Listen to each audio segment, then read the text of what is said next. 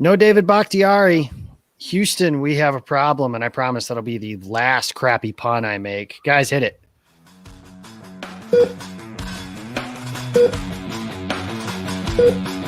This is Pulse of the Pack. There's Bledsoe. Down he goes. And there's Reggie White. And that's that hump move. Reggie's coming again. And Reggie White. Reggie White's going to take over this game right now. Begins the count. Takes the snap. He has the quarterback. He's able to touch down the Packers around in front. 20 to 17.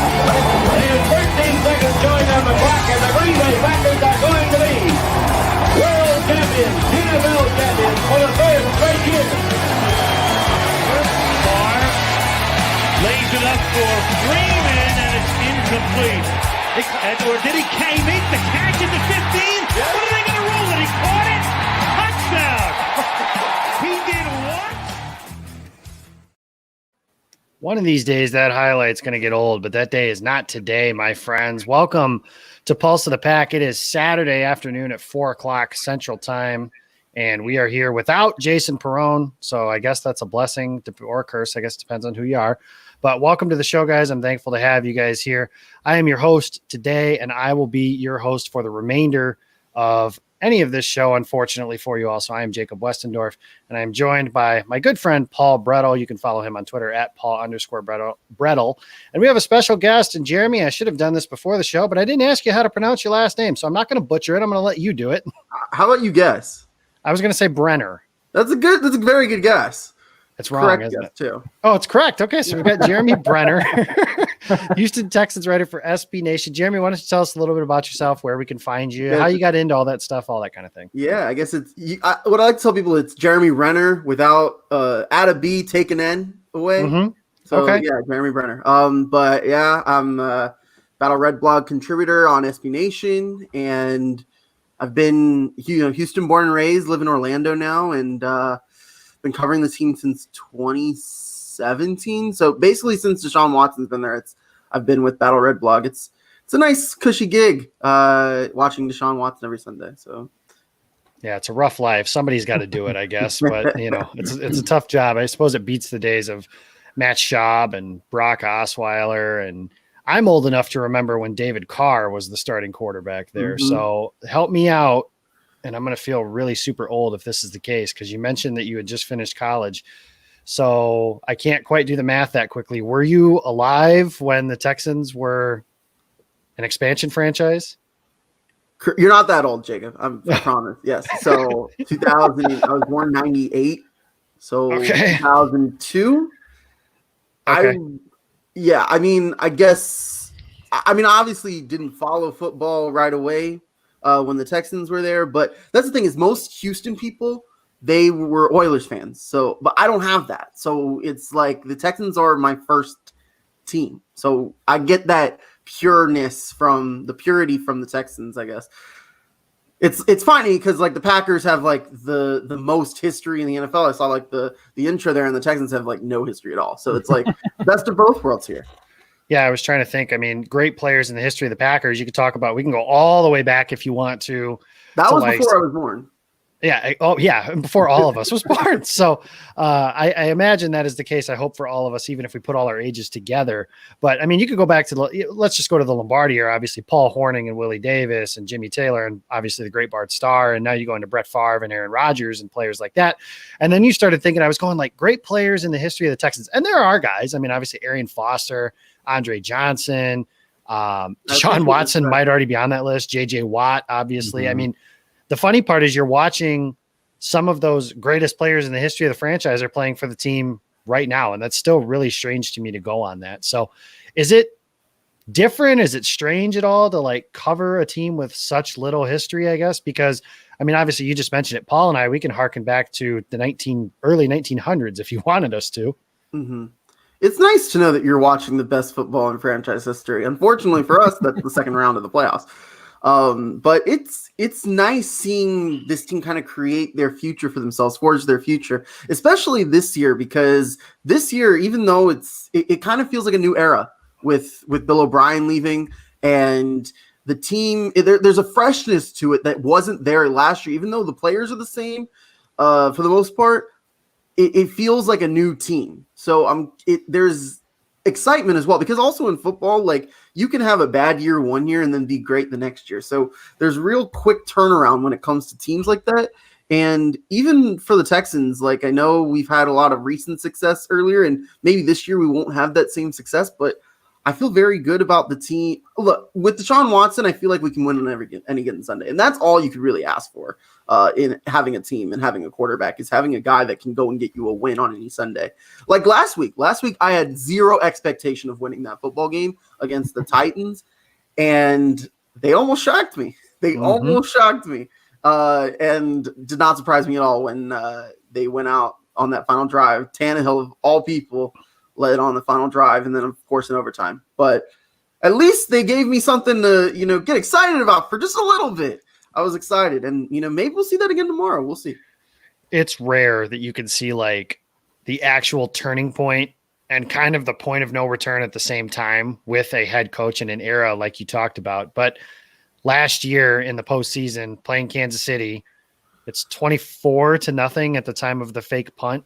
Correct me if I'm wrong. I believe it was 24-0 at the time of the fake punt that obviously fails, opens the door for Kansas City. And that was, I don't know if we knew it at the time or if it was as like known at the time, but that was the end of Bill O'Brien. So let's look ahead a little bit. The Texans, they could go on a run if they win tomorrow against the Packers and start kind of stacking some wins together, but they're probably not making the playoffs.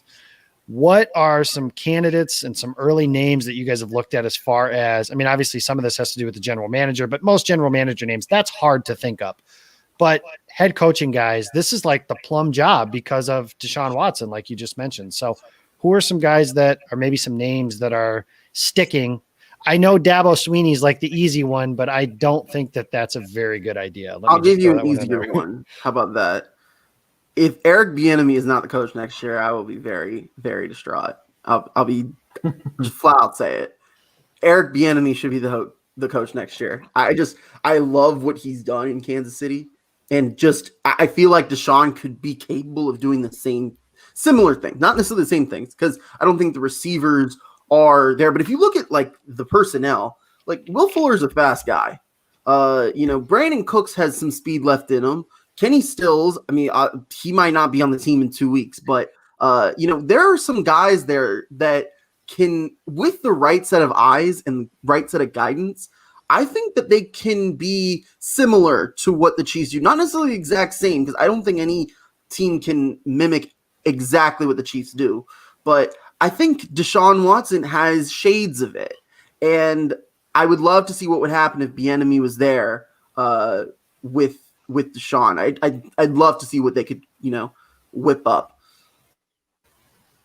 So, Jeremy, focusing on tomorrow's game specifically, we know about the Deshaun Watson, J.J. Watt, Will Fuller, but who's a player on offense and defense that Packer fans might not be familiar with, but could make a big impact in tomorrow's game?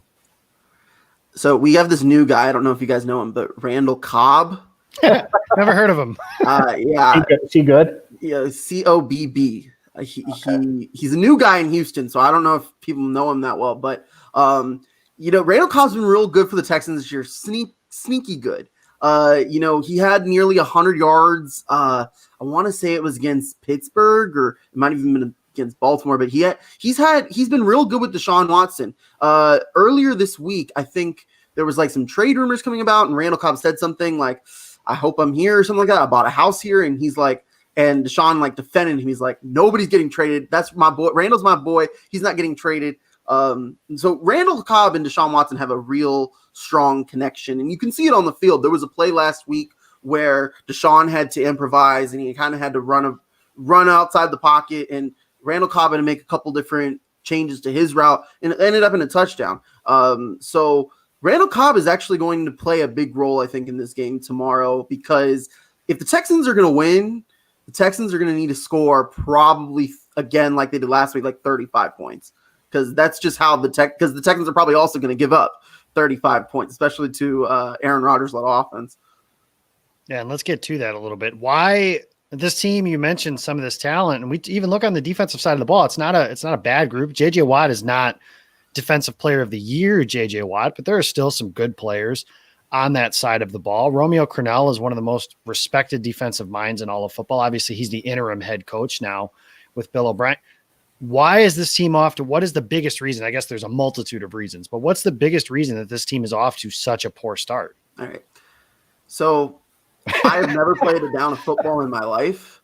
I could get 100 yards against the Texans defense. Like I could run for 100 yards against the Texans defense. They cannot stop the run to save their lives. It's pitiful. You saw what happened last week. Derrick Henry ran for a 95-yard touchdown. They've given up 100 yards rushing to at least one guy, I think, in every game except for the Jaguars this year. And the Jaguars could have easily done that with James Robinson. I don't know why they didn't run the ball enough in that game, but that's for Illinois' finest, James Robinson. Yeah, I mean, I'm gonna throw that in anytime I can. We went to high school like 5 minutes from where I live. Sorry, go ahead. No worries. But that's why that's honestly the biggest reason. That's the biggest way to stop the Texans. You run the football, gash the defense, take time off the clock. That's less time for Deshaun Watson to operate. Deshaun Watson is the third most yards this year, but he's 32nd in time of possession. So he's the least amount of time with the football, yet third most yards. So running the football, not only does that give you more time with the football, it takes away from Deshaun Watson. That's how you beat the Texans, is you run the football. And Aaron Jones is a great guy to be able to do that. He's very capable of running, being a bell cow for the Packers. And I expect Aaron Jones to get 25 carries tomorrow, at least 150 yards. So it sounds like we're on the same wavelength. We expect this game to be a shootout between the two teams potentially. But if Houston's going to come away with the win, what does that path look like? What's that map look like to them beating the Packers? Deshaun looks like an animal. I mean, that's the thing is Deshaun has played. Deshaun's had a tough time, I think, earlier in the season. The Texans have had one of the worst schedules to start out the season. Yeah, absolutely. Out of the 8 teams that were in the second round of the playoffs last year, they played 5 of them, including the Packers. So, and the Texans, I guess, don't count as themselves. So 5 of the other 7 teams that they've had that were in the second round last year, the Texans have already had to play them. And that's a very difficult schedule. And it's not like the schedule gets much easier in the second half of the year, but they have but also it's kind of exposed the Texans and their weaknesses. It has shown how inept they are at tackling. It's shown how they can't stop the run. And Deshaun had a difficult time earlier in the season with his new receivers. And I think a lot of that had to do with the fact that the offseason was, abbreviated. And I don't want to necessarily use that as an excuse because every team's offseason was abbreviated. So I think, and you can say, yes, DeAndre Hopkins not being there had to do with something like that. But at the end of the day, it's not like the Texans offense is bad now. Like they have legit guy. Will Fuller is a great receiver. I would say Brandon Cooks has shown in the last 2 weeks why he is a great NFL receiver, why he was traded for, a high draft pick. Randall Cobb is still very good. He probably should be a wide receiver 2 on half of the rosters in the NFL. And, David Johnson, I think they are utilizing him totally wrong. The way that they're using him, he's much more of an outside the tackles runner, but they're running him inside. And to me, that doesn't make any sense. So if the Texans are going to win tomorrow, it's because David Johnson has plays that are outside the tackles, which is where he was most successful in Arizona anyway. And he's able to connect with Will Fuller, Cooks, Cobb, and there's just too many weapons for the Packers to be able to stop. Looking up front here, obviously, they make the big trade last year for Laramie Tunsil, and he's been good. The only problem that you're running into now is that the Texans are not doing well, so it's a top 10 pick right now, slated to go to Miami, so that one's going to sting a little bit. But overall, Laramie Tunsil has held up his end of the bargain as far as being good. How is the rest of the offensive line looking? Because the Packers have, for all the fanfare that their pass rush got last year, and deservedly so, this year, not the case. Outside of Zadarius Smith, really not a whole lot in terms of getting after the quarterback. And if you want to beat Deshaun Watson, he's very similar to Aaron Rodgers in the way of they will hold on to the ball, trying to make, instead of a 5-yard play, a 55-yard play. How is this offensive line looking in front of Deshaun Watson? And do the Packers maybe have some potential opportunities to get after him tomorrow? Yeah, definitely. I wouldn't say that the Texans offensive line is fixed just because Laramie Tunsil's there. Although Laramie Tunsil is very good, and his biggest issue last year was penalties. false start after false start, and he hasn't really done that this year. They have another rookie on the other side of the line, Titus Howard, or not a rookie, but he was a rookie last season, and he hasn't proven to be worth the first round pick yet. Although I do think that there is time left for him to be able to do that. It's an okay offensive line. I'm not praising it to the rooftops, but I'm not gonna say that they're a terrible offensive line. They did the good job last week against a really good Tennessee pass rush. And I'd like to see shades of that come into these next couple of games, because if we can get that, and if Deshaun can just get the time, he'll find someone that gets open, because they have so many guys that are capable of doing that on the offense, whether it's any of the receivers going downfield, trying to take the top off the defense, whether it's a tight end in the middle. Darren Fells has looked really good the last couple of weeks. Jordan Akins should be coming back tomorrow. So there's threats in the middle with the tight ends. Just if you give Deshaun the time, he will find the man. So they are capable of it, but this offensive line is suspect. They are suspect, and it wouldn't surprise me at all if they put Deshaun under a lot of pressure. So I'm going to ask a little bit of a bigger picture question here. The Texans are 1-5. They fired their coach. Typically, this means we're entering a rebuild. But you've already listed a number of players, very good players that they have on the roster. And, of course, they have the most important position filled with a very good player, Deshaun Watson. Is it as simple as getting the right coach in? Is this going to be a mini rebuild on the fly in the offseason? Where do you see them going? It's like we're in purgatory, honestly. That's been 20 years of the Texans. We've been in purgatory. But I'll say this. You have a very good, strong piece, but the defense is going to need some rebuilding. If the Texans are ever a Super Bowl contender again, I do think Deshaun Watson will be there, but I think a lot of the defense will be different. That is honestly where the team needs to head in its rebuild, is they need to go for the defense. They have some pieces there that are promising. There's Justin Reed, brother of Eric Reed, who's been really good, the third round pick, I believe 2018. So he's there. He should be there long term. That's probably the next person that's getting an extension. And Zach Cunningham also signed his extension. He's been the leading tackler for the team the last couple of years. So other than that, unfortunately, JJ Watt's not going to be there when the next time the Texans are in real contention.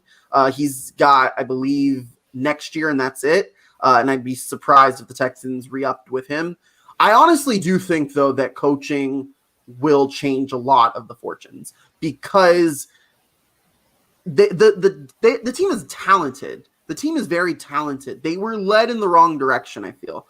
And with Bill O'Brien, he brought us to a point, but he brought the team as far as he could bring it. And I think the reason why he was fired wasn't necessarily because of what he was doing in the game, but because when he traded DeAndre Hopkins, that rubbed a lot of people the wrong way.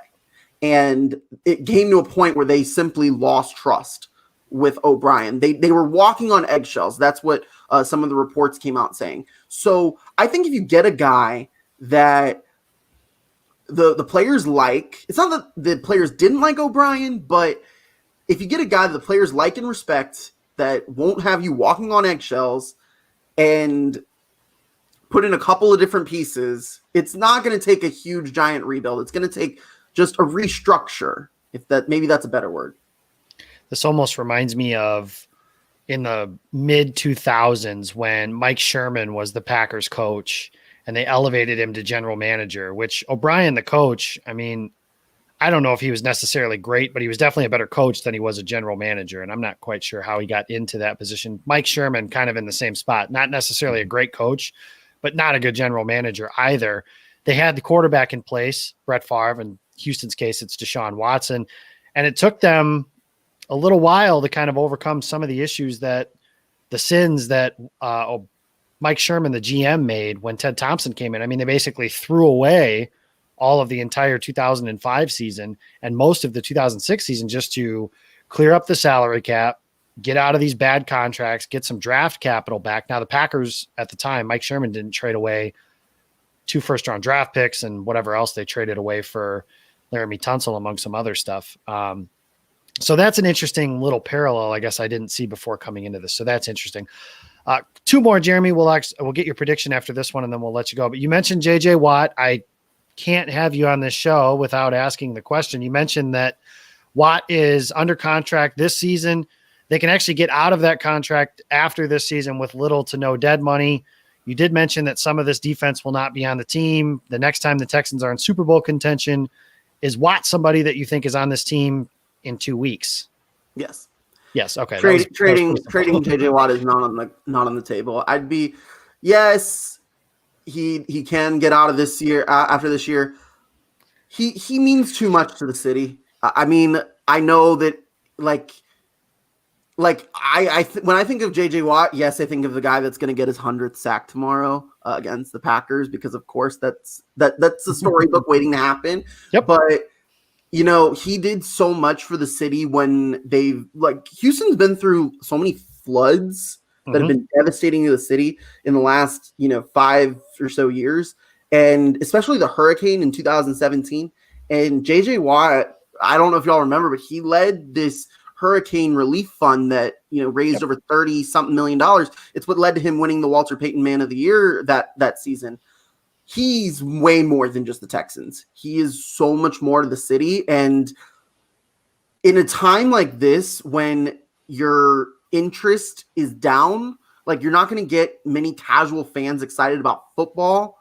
But when you trade when you get rid of your face of your city almost, that'd be devastating. I don't see a scenario where he is not on this team,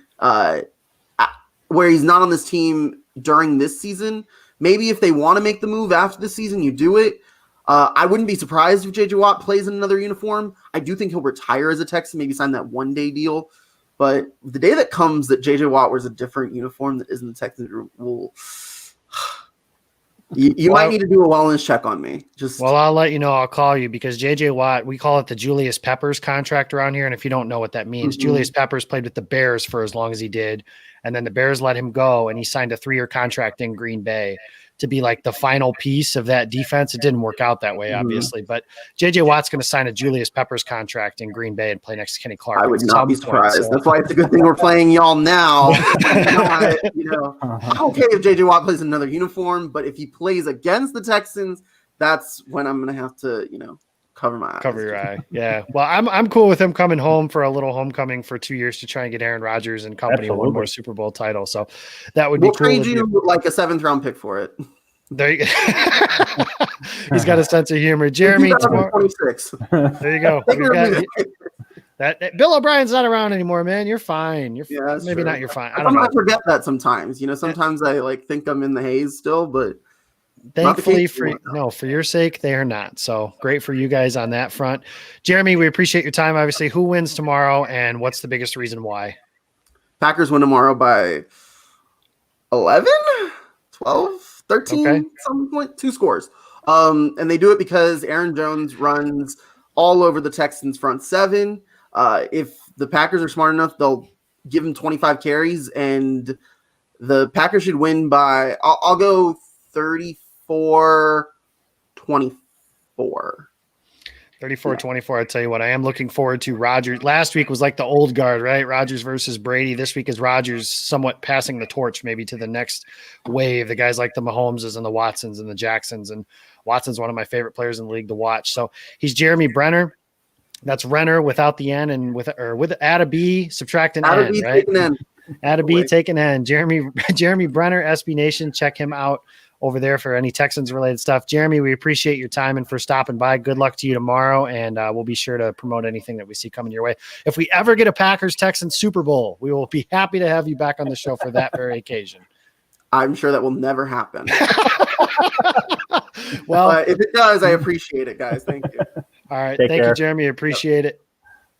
Again, that was Jeremy Brenner of SB Nation talking Packers and Texans. Obviously, a big one tomorrow for the Texans, because if they don't win, their season is probably already in the toilet. But if they don't win tomorrow, then their season is definitely in the toilet. So thank you guys for stopping in and chatting with us again. Like I mentioned, I am Jacob Westendorf. You can follow me on Twitter. I'm at Jacob Westendorf. I am live from the Game On Wisconsin studios. Welcome, my friends. Saturday afternoon, Ohio State and friends, better known as the Big Ten, football is back. The Wisconsin Badgers last night get a big win behind Graham Mertz. And before we get all hyped about Graham Mertz's Heisman campaign, let's remember he did throw one incomplete pass. So, I mean, there is something to improve on. Not perfect by any means. Not perfect by any means. And we've got Paul Brettel here as well. He is at Paul_Brettel. And Paul, I know he kept mentioning Aaron Jones, but we may not have Aaron Jones playing tomorrow. He's injured. And the Packers just elevated Dexter Williams from the practice squad. And they very easily could do that and make him a inactive, a healthy scratch type of scenario. And Aaron Jones could be healthy and ready to go. With the cautious nature of the Green Bay doctors, that may or may not happen. And that could certainly come on, Jacob. We know his receiver dropped. I didn't watch the game. I have no idea. So I was just, that's fine. At any rate, Aaron Jones may not play tomorrow. The cautious nature of the doctors leads me to believe that they're not, especially when they're elevating a running back.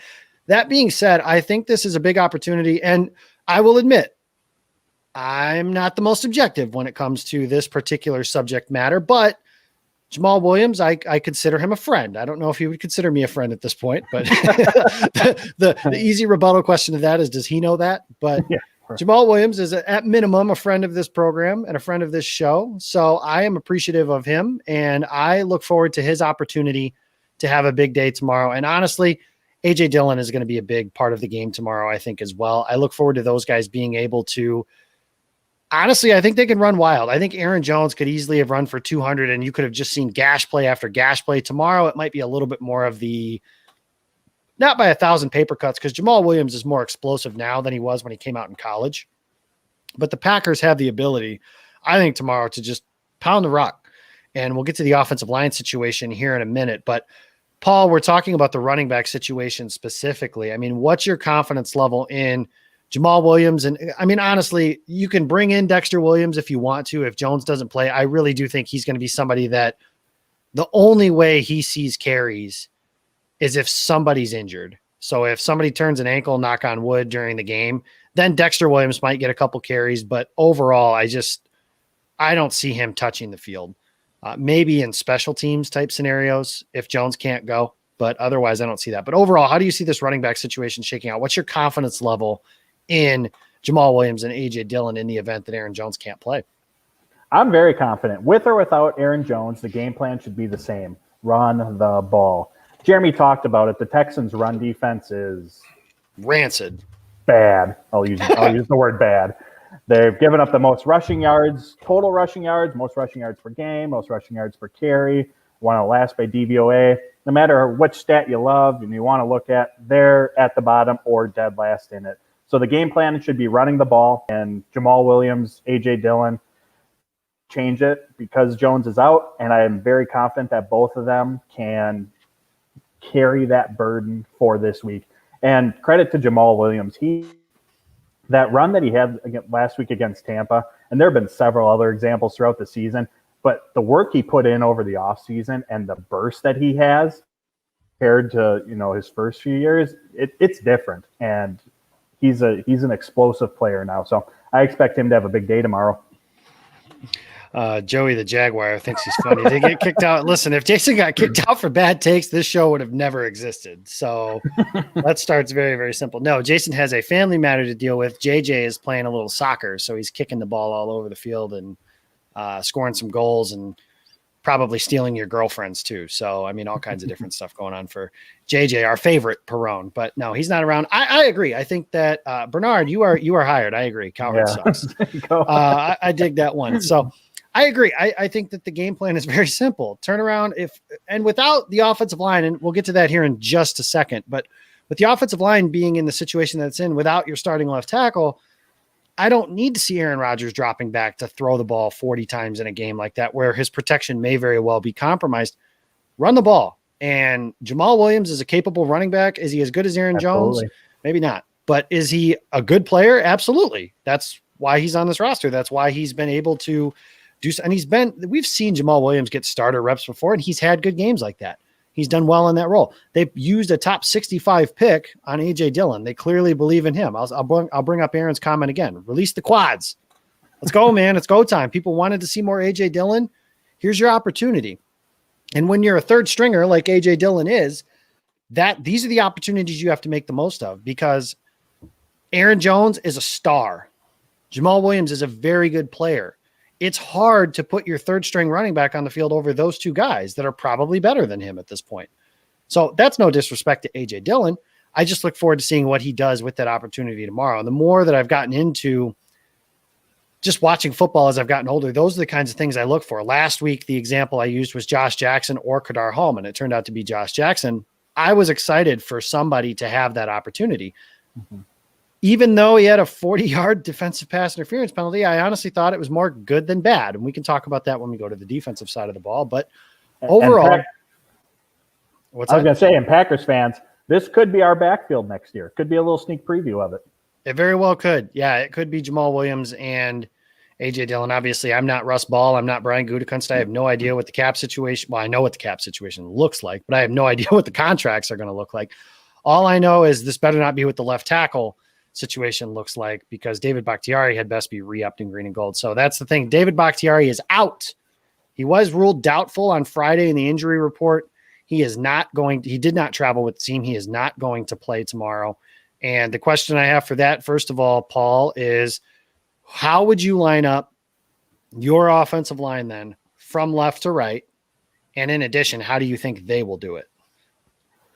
Matt LaFleur has been very clear since training camp. He's putting the best five on the field. And to me, the best five is Lindsley, Jenkins, Patrick, Wagner, and Turner in this case. And I think that Elton Jenkins should be the left tackle next week, or Sunday, tomorrow, not next week. Hopefully Bakhtiari's back. But he's got the 34-inch arms. He's got the reach that you want at the tackle position. He's got the quick feet, quick movement, so he can work in space. And on his best attribute might be just his brute strength, so he can handle those bull rushes. So I think that he has the attributes, and we saw him as a small sample size, and right tackle is a different beast than what left tackle is. But we saw him at right tackle in week 1, and he fared well during there. No sacks, no pressures, no penalties called. And I think you could make the argument that he is the second best tackle on this roster, talent-wise and skill set-wise. So I think give him the opportunity to play left tackle. And I like Lucas Patrick at left guard, Lindsley at center, and kicking Billy Turner back into right guard and Rick Wagner out at right tackle. Reason I like that setup is because it fits what those guys do. Patrick has plenty of snaps in his career at left guard. Turner obviously played right guard all last year. And for Rick Wagner's whole career, he's big right tackle. He's taken a few snaps last week at left tackle, a few here at right guard in his career, but he is a right tackle. So it puts guys where they're comfortable. And really the only place player on that offensive line setting is Elton Jenkins out at left tackle. So that's the setting that I like.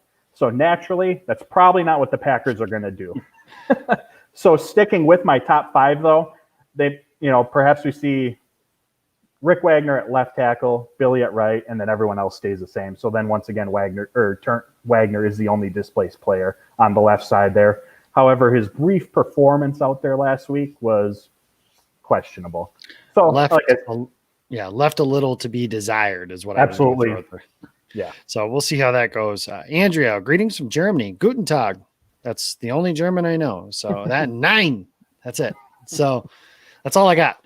I am with you. That's maybe what I would do. I do like the argument or the discussion point, obviously, of putting Rick Wagner at left tackle and only displacing for the sake of only displacing a certain group of guys. Like you're not moving a bunch of people around for that goal. If it's a short-term thing, if it's a long-term thing, then obviously you want to put Elton out there and do those things that you mentioned earlier. I'm curious to see how it goes. Like you said, they've been adamant about we're getting our best 5 out there. I just don't know if does that mean their best 5 in their best positions? Because they did that with Elton Jenkins, and that wasn't necessarily his best position, and they displaced him in week 1. And it's not like he was going against you and I out there. That was Yannick Ngakoue, who is now a Baltimore Raven, because God bless the Minnesota Vikings for continuing to be the Vikings are to team building what the Bears are to quarterbacks. a gift that never ceases to give. It is just phenomenal. I love them so much. And I hope Rick Spielman gets an extension, another one. I think he just got one. So I hope he gets another one. Bring them all back. Yeah, why not? Bring them all back. And Kirk, too, because you can't really commit to a rebuild when you have a $31 million quarterback, and that cap hit gets worse in 2022 when it's $45 million a year. God bless the Vikings. Thank you very much for that. This is just another point to what we were talking about earlier is I don't need Rodgers dropping back to throw the ball 40 times a game. Pound the rock, because what can what can a lot of offensive linemen step in and do regardless of what position they're at? Run block. Run the ball at these guys. The Texans do not stop the run. You guys think the Packers' run defense sucks? Go watch the Texans. And it's not just against Derrick Henry. And with all due respect to James Robinson, who Jeremy mentioned earlier, that's an undrafted free agent from Illinois State in his rookie season. That's not Derrick Henry, is all I'm going to say. The Packers have a more than capable backfield with Jamal Williams and A.J. Dillon and a more than capable front to be able to move some guys and run the ball down the Houston's throat. Now, in the passing game, yes, there are some capabilities and some abilities, even if Robert Tonyan does not play, which I had to correct myself. It does, but it's Tonyan like Funyan. And shout out to Aaron for making that bag for us on such short notice. That was phenomenal and got a lot of play on social media. So thank you guys for doing that. Be sure to check us out on Twitter at GameOnWI for that and all of Aaron's other general nonsense that she likes to throw out about every now and again. The Daniel Jones video that she had on Thursday night was pretty funny too. So be sure to check out for all those sorts of things. Even if Tonyan can't go, that's something else I want to talk about. And I guess we're transitioning into the Packers on offense here. And that is the opportunities that these players have. And something I said this week was that if Tonyan can't go, if Bobby can't go, that means Josiah DeGuara obviously is out for the rest of the season with a blown ACL, and that sucks. John Lovett, he's more of your like tweener type. He's not going to play some traditional tight end stuff. That's an opportunity for Jay Sternberger. And I'm not saying that we need to put him in the Hall of Fame. I'm not saying he's going to do for this offense what Jared Cook did a few years ago. I'm not saying he's going to do what Jermichael Finley did before that. All I said was he had an opportunity. And the amount of people on the internet that are willing to just give up on him because it hasn't gone as planned for the early parts of the season. Tight ends just take a while. Absolutely. And that's just how that works, right? Tonyan was not a player for the Packers really of substance before this year. What is it? His third season. Okay, that makes sense. It's Jace's second season. He hasn't participated in a full training camp in his entire career. Last year because of an injury, this year because of COVID. And he's just had some issues with some inconsistencies and stuff like that. And that's just how that usually works. But tomorrow, if Tonyan can't go, this is a big opportunity for Jay Sternberger. And I like him as a potential X factor to maybe make some plays for this Packers team. Not necessarily down the field. I'm not saying he's going to go for 5 and 160 and 2 touchdowns, but somebody to be that second pass catcher, if you will, after Devontae Adams, because you know Adams is going to get his touches. Aaron Jones, if he doesn't play, that's obviously affecting the passing game as well. Jamal Williams will be able to do some stuff. A.J. Dillon, we haven't seen do anything in the passing game, so I'm not sure how to count on that. There are targets and opportunities in the passing game to be had, and I think Sternberger could be somebody for that. Let's talk about that a little bit, Paul. Who's your guy that could potentially be the second guy? Because we know Adams, Rodgers says it all the time. Devontae Adams rolls out of bed, he's the hot hand. But there's got to be another guy after that. Who's the guy after that? And there you go. Tomorrow is National Tight End Day, per Janelle Mackey. Tomorrow's National Tight End Day. Sounds like somebody has a good day to have a breakout game. Jay Sternberger, there you go, my friend. Need to have it. Paul, you were saying? If Robert Tonyan is available, had to make sure I did that correctly. Robert Tonyan is available, which if I had to lean one way, I think he's going to. I know he left Sunday's game, but he did finish it. So I'm kind of hoping that this week's limited participation in practice was more so just being cautious and letting him heal up. I think he's going to be the second biggest target after Adams. If he is unable to go, I think it becomes Jamal Williams. I mean, Jamal Williams has been really effective in the passing game this season. And like you said, Sternberger, he has all the physical ability to, hands, speed, size, to be an effective pass catcher. But I still think he's growing into that role. And I don't know what his snap count is at as of this week, but through week 2, he had only 127 career snaps. That's counting last year and the first 2 weeks of this year. That's not a lot, people. And as Jacob said, the tight end position is very difficult to transition to. It takes time. He's going to be a good player. but whether he's there at this point or not, I'm not sure. So if Tunyon can't go, I would say I'd take Jamal Williams to be the pass catcher too this tomorrow. There you go. And you mentioned, I just had the numbers up here. And for Jay Sternberger, you said he had how many snaps through? I think two of the season? Week 2, he had like 125 to 127 career snaps, something like that. And he's added 82 total through the season. Through the last 3 games, he's added 54. There's just not a lot there. Not at all.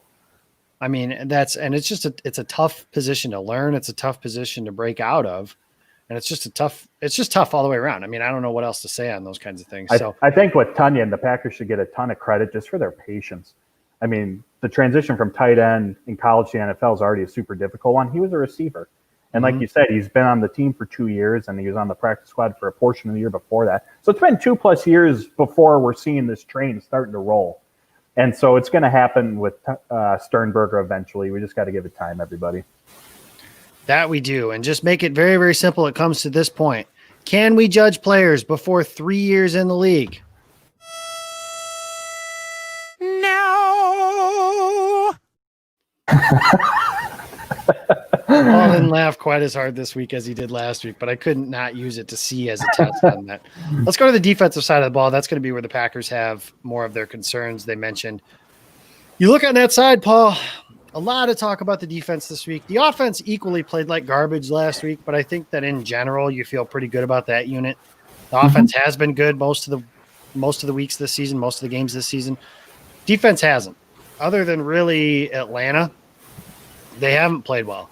And if you look at this defense, a lot of questions about Mike Pettin as to whether the sum is adding up to the individual parts. And I don't think it is. Based on what you've seen, what is your assessment? Why do you think that this team has some of the issues that it does on that side of the ball? What are the issues with the inconsistency? Do you think that there are some talent deficits? Are we maybe overhyping some of the players on this team? What are your thoughts in general? I think it all starts with the pass rush. And the pass rush is just not even close to what it was a season ago. Right now, the Packers' pressure rate is 17%, which ranks in the NFL. Last season, they were top 5. Through 5 games last year, they had, I believe, 153. Or no, it was 128. This year, they only have 53. They're just not getting after the quarterback. And that, of course, has a trickle-down effect to the secondary. They're not causing the same amount of turnovers, not even close to what they were a year ago. Their red defense is struggling. Red zone defense is struggling. And I think it just all goes back to the pressure. And I do think that Pettin has to blitz more, but this is also on the players as well. At some point, you got to start winning your one-on-one matchups. Now, to go to your question about is there a talent deficit? Absolutely not. This defense is loaded. The Smiths, Kenny Clark, Jair, Kevin King, Amos, Darnell Savage. This defense should be performing way better than what it is.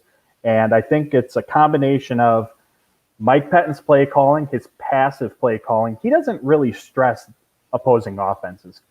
He wants to kind of hang back, let the offense, if they're going to put a scoring drive together, make it 10, 12, 15 plays. And in that span, he's hoping that the Packers force a turnover, force a 3 and out, or the offense just stalls because, hey, it's not easy to put together a 14-play touchdown drive. But there's not really that stressing. I would like to see him start blitzing more. I would like to see him start letting Jair, and when Kevin King's back, let him play up against the line of scrimmage. Trust those guys. They're really good corners. Let them play bump and run, press man, and let them take their guy one-on-one. And then use the extra defenders that you usually drop back to help. Send them at the quarterback. But Pettin's taken a lot of fire this week. I understand why, but I also think it's a little bit of the play as well from the personnel. Yeah, I'm with you. I am not fire the coach guy. One of the first stories I ever wrote for Dairyland Express was about Mike Pettin. And it was the question I had about midway through last season. And that was kind of the same question I had about Dom Capers at some point through his tenure too. And that was, at what point does the investment not meet the results? And the investment on this Packers defense is large. And you mentioned those players. Some of them admittedly are not playing well. Preston Smith is one. Darnell Savage is another. But all those other guys you mentioned are playing relatively well. He hasn't had Kenny Clark for most of the season. We'll give him some time on that. The good news is for both Pettin and the defense and the fan base is what's going on right now isn't necessarily indicative of what's going to happen on January 24th, just to put a date out there. The Packers defense can get better between now and the end of the season.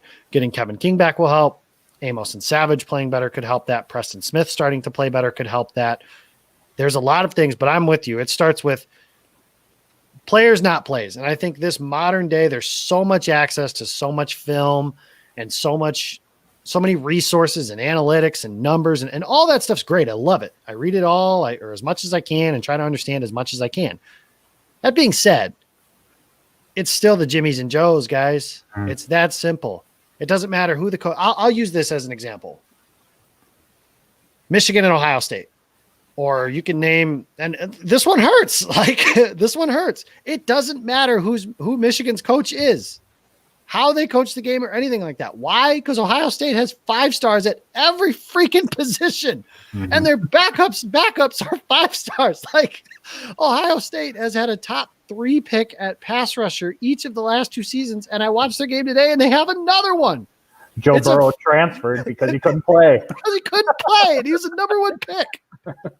Like, that's an extreme example because college is a completely different playing field. But the point I'm getting at is it doesn't matter the scheme, how you coach everything. If I am better than you and we are across from each other, at some point I'm going to be one. Who was it this week? I think it was Ed Donatel. They're playing the Chiefs. And he basically said, we're going to have to win some one-on-ones because I can't help everybody. Well, that's how it is. You have to win one-on-ones because you can't help everybody. Now, the good news is, like I mentioned, the 2010 defense, it's not like they had blue chippers at every position. Charlie Peppera stepped up, not a blue chip player, probably not even a red chip player, more of just a jag. Stepped up and had a big year at the safety position. Name your pass rusher across from Clay Matthews, whether it was Eric Walden or Frank Zombo or whoever started the season. It was neither one of those guys at the beginning of the year. Stepped up and had a good year. AJ Hawk, not a great player, had a really good year. All kinds of guys stepped up on the team. Who is going to be our Howard Green? Who is going to be Green? JJ Watt. No, I'm kidding. I don't know. I don't have the answer to those questions right now. Maybe it's Kingsley Keke. Maybe, maybe it's somebody else when they come back. Maybe it's Billy Wynn. I don't know. He's got an opportunity tomorrow to show up as well, but I'm with you. I don't think there's a talent deficit, but I do think there is a deficit of maybe these guys aren't being put in the best positions to succeed. And that's certainly part of it, but they also need to start playing better because there are one-on-ones where I'm seeing Preston Smith get blocked by a tight end. If Preston Smith is being blocked by a tight end, that's no bueno, and that's not Mike Pettin's fault. Zadarius Smith is getting blocked up by tackles. That is not Mike Pettin's fault. You get those one-on-ones, you have to win them. And the Packers won a bunch of them last year, and that's why their defense looked as good as it did. But I'm with you. I would like to see them be a little – I'm not saying they got to be Charles Woodson and Al Harris from back in the early 2000s where they played right here, but get up against them a little bit. Let Jair do some things. Be a little aggressive. Maybe you give up a few more plays, but you might make a few more too. And I think that if you make a few more, it'll go a long way for this team. But the good news is I saw this stat from Ben Fennell, and Ben's great. The Packers are number 1 in the NFL at limiting explosive plays. That's a positive. If you win the explosives, typically you win a game. The problem is the Packers need to figure out a way to make some more plays on the defensive side of the ball as well, because they're not making enough explosive plays on the defensive side of the ball. They have 3 turnovers, and they're not good at rushing the passer. And they're not good enough at stopping the run to not be good at rushing the passer. So it's not like they're really good at any phase on the defensive side of the ball at this point. Now, can they get better? Yeah, for the reasons we just mentioned. Those guys need to play well. Darnell Savage, probably not going to play tomorrow. I think he was listed as doubtful. Yep. And that means he's probably not going to play. So we'll see how this defense does without him. I like the opportunities to, even with Adrian Amos back there, Amos and Will Redmond or Amos and Vernon Scott, whoever it is that plays, Raven Green, that's better than some of the safety tandems that get thrown out there on a week-to-week basis in the NFL. The Packers have more than enough to win this game tomorrow afternoon, and a lot of that has to do with the quality opponent they're playing. If they were playing the Bucs or something like that, or a team that I thought was really good, probably wouldn't feel very good about this. But since it is the Texans, I do. And you know what? No Aaron Jones tomorrow, maybe. I guess I shouldn't say that. No Bakhtiari. I think it's going to be a high-scoring shootout type of game. But I think that the Packers, they have that ability to run the ball. They have the better coach. They have the better quarterback, with all due respect to Deshaun Watson. They have more playmakers on defense, even without the guys that are playing. They still have more guys, And with all due respect and hope to Randall Cobb, I hope he does well and plays well, but you just don't have enough. I like the Packers to win this game 31-28 over the Houston Texans tomorrow and get to 5-1 before another what should be winnable game at home against the Minnesota Vikings before a big showdown in San Francisco against the San Francisco 49ers on Thursday Night Football. Paul, what are your thoughts? Who do you have winning and why? I mean, we've already talked about it on offense. Run the ball, run the ball, run the ball. And as we've seen, when the Packers' running game is rolling, that makes life easier for Aaron Rodgers and the passing game as well. Defensively, I mean, they're going to have a tough matchup. They're going to have to try to get pressure on Watson. Now, just because you get pressure, bringing down Deshaun Watson, it's a whole nother animal within itself. But even without Kevin King, I like the matchups that they have. Jair on Will Fuller, he has the opportunity to kind of eliminate him or quiet what he does during the game, as does Chandon Sullivan on Randall Cobb. So I think the Texans, it's Deshaun Watson. They got a good receiving core. They're going to move the ball. They're going to put up points. But I think in the end, you hit on it. Better coach, better overall players. I got Packers winning 34-27.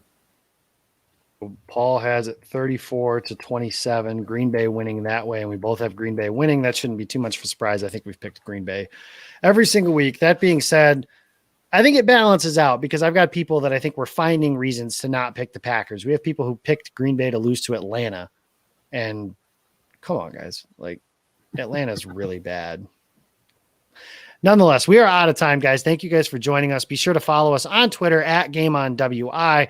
Subscribe to us on YouTube, Facebook, Instagram, Game On Wisconsin, and everything for social media and everything like that. The other thing I want you guys to check out is the Jamal Williams J Swag Daddy Swag Bag giveaway. The link is there on the bottom. Feel free to donate at your cause. We are over $4,000. Again, our goal is not to meet that goal of 5,000, but it is to blow it out of the water. And I think we certainly have the ability to do that. You can follow me on Twitter. I am at Jacob Westendorf. You can follow Paul. He's at Paul_Bretto. And thank you to our guest, Jeremy Brenner. You can follow him at Jeremy Brenner. Tomorrow, another big day. The Packers play at noon. So we have Game On Fantasy. Alex Strofe will be filling in for Tyler Grezagorek, joining Gage Bridgeford at 10 a.m.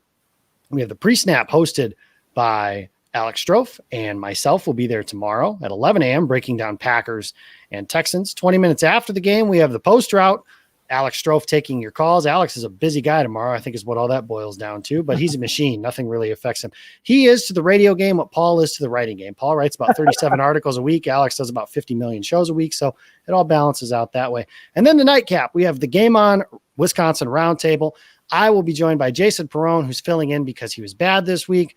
Zach Jacobson will be joining us, and Matt Ramage, our special guest tomorrow. So hopefully he's in a good mood and had, a few fewer drinks than maybe he's normally had. But we look forward to that. Thank you guys for stopping by, Paul, and I appreciate that as always. And we will see you guys next week after the Packers get to 5-1, ready to take on the white flag waving, God bless Rick Spielman's Minnesota Vikings.